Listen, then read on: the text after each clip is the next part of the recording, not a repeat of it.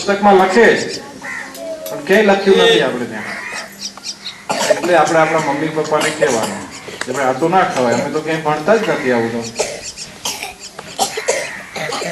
અને તમે જો અને બીજું, તમારે કોઈ ખાવાનું નહીં. જ્યારે તમે મોટા થવાના તો તમાકુ કે બીડી કે આપણે ઉપકારક છે, આપણા સમાજ માટે નુકસાનકારક છે. હમણાં ના જોયું તમે, ઓલો ભીખો છે દારૂડિયો છે, તો દારૂડિયાનો કોઈ સંગાથ નથી કરતો, એને કોઈ એની સાથે બેસે નહીં. ઓલો વેપારી છે એ ના પાડે, શિક્ષક એ ના પાડે કે ભાઈ હું તારી સાક્ષી નહીં પૂરું, એટલું ને એનો દીકરો ના પાડે.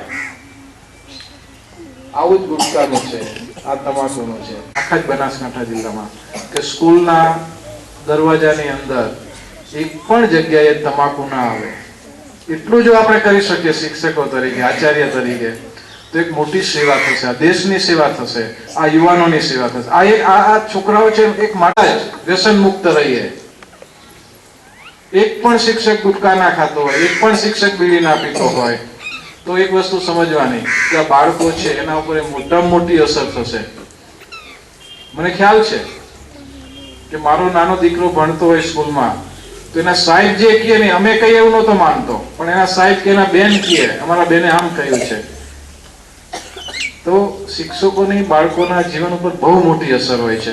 આપણે સૌ શિક્ષકો આટલી જો પ્રતિજ્ઞા કરી શકીએ તો હું માનું છું કે ગાંધીજી આજથી વર્ષો પહેલા જે વ્યસન મુક્તિની વાત કરેલી ને, એ આજે પણ એટલી જ સાર્થક છે અને સમાજ માટે એટલી જ ઉપયોગી થશે. આપણે સૌ આટલું કરીશું એવી અમને શ્રદ્ધા છે. અને એટલા માટે જ અમે આખા જ બનાસકાંઠા જિલ્લાના બધા જ ગામોમાં દર 2 ઓક્ટોબરે આ સંદેશો લઈને 3 દિવસ માટે નીકળીએ છીએ, જેથી ધીમે ધીમે કારણ કે આ એક દિવસનું કામ નથી પાછું, આ કામ રોજે રોજનું છે, બાળકો માટેનું કામ છે, યુવાનો માટેનું કામ છે. આપણે આ સંદેશો પહોંચતો કરશું તો 10 વર્ષે 20 વર્ષે એની અસર થવાની છે. પણ પહેલું પગલું તો આપણે ત્યાંથી જ માંગવું પડે. એટલે આપ સૌને કરજો, સાથ આપજો અને આપણા પોતાનાથી આ શરૂઆત કરીએ એવી તમને સૌને અમારી વિનંતી છે. અહીંયા સરસ મજાનું કામ થયું, બધાએ તમે સૌએ જે સહકાર આપ્યો છે, શિક્ષક મિત્રોએ જે જાગૃતિ બતાવી છે, એનો ખૂબ આનંદ છે. તમને સૌને અભિનંદન અસ્તુ. કારણ કે વ્યસન છે એ માણસને અધોગતિ તરફ લઈ જશે, એની ક્યારેય પ્રગતિ થશે નહીં. અને પ્રગતિ કરવા માટે શિક્ષણ જરૂરી છે. શિક્ષણમાં સાહેબે કીધું એમ કોઈ જગ્યાએ એવો ઉલ્લેખ આવતો નથી કે ભાઈ તમે તમાકુ ખાઓ, ગુટકા ખાઓ, દારૂ પીવો, આવું કોઈ જગ્યાએ આવતું નથી. આપણે તો સરસ મજાના વિજ્ઞાનનો પાઠ આવે છે સમતોલ આહારના, કે ભાઈ સમતોલ આહાર લેવાથી આપણા શરીરનો યોગ્ય વિકાસ થાય છે, વૃદ્ધિ થાય છે. પણ કોઈ જગ્યાએ તમાકુ ખાવાથી શરીરનો વિકાસ થાય, વૃદ્ધિ થાય, આવું કોઈ જગ્યાએ આવતું નથી.